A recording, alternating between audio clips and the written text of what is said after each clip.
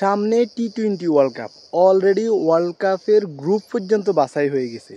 আর বাংলাদেশ আজকে আয়ারল্যান্ডের সাথে যে ম্যাচটা দেখাইছে, এই যে নিজেদেরকে অনেক বড় কিছু মনে করা, নিজেদের টিম ম্যানেজমেন্ট এবং নিজেদের খেলার এই ধরনের খেলা দিয়ে আমরা যখন নিজেদেরকে অনেক বড় কিছু মনে করি, ঠিক তখন আমাদের সামনে আসলে কি অপেক্ষা করতেছে, একটা দুইটা ম্যাচ জিতলে আমাদের যে ঘাড় মোটা হয়ে যায়, সেই ঘাড় মোটার যে ফলাফল আমাদের জন্য আসলে বড় স্টেজে কোন ধরনের ক্ষতির কারণ হয়ে দাঁড়ায়, সেটা আজকে আরেকবার প্রমাণ দিয়েছে আমাদের দেশের ক্রিকেটাররা এবং আমাদের টিম ম্যানেজমেন্ট। লিটন দাসের যে ঐক্যের যে বিরোধ, সেই জিনিসগুলো আমাদের ম্যাচে স্পষ্ট।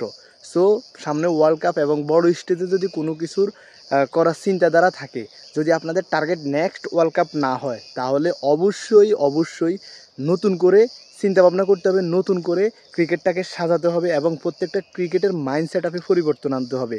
ধন্যবাদ।